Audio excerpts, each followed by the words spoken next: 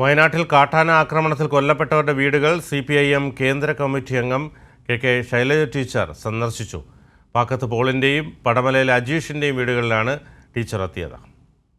കുറുവ ദ്വീപിൽ വെച്ച് കാട്ടാനാക്രമണത്തിൽ കൊല്ലപ്പെട്ട വനസംരക്ഷണ സമിതി താൽക്കാലിക ജീവനക്കാരൻ പോളിന്റെ പാക്കത്തെ വീട്ടിലാണ് KK ശൈലജ ടീച്ചർ MLA ആദ്യമെത്തിയത്.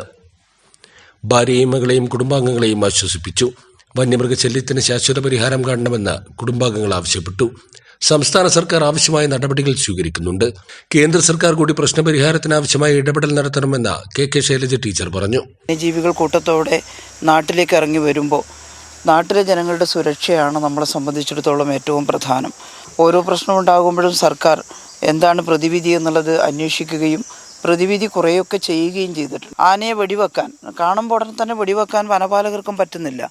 കാരണം ഈ നിയമം എല്ലാം സെൻട്രൽ ആക്റ്റാണ്. നമ്മളതിനെ ലംഘിച്ചു എന്ന് പറഞ്ഞിട്ട് വലിയ നടപടികളാണ് ഉദ്യോഗസ്ഥന്മാർക്കെല്ലാം എതിരെ വരുന്നത്.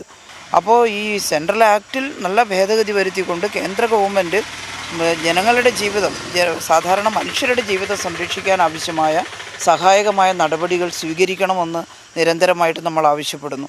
പക്ഷേ അങ്ങനെ ഒരു അനുകൂലമായിട്ടുള്ള സമീപനം ഉണ്ടാവുന്നില്ല.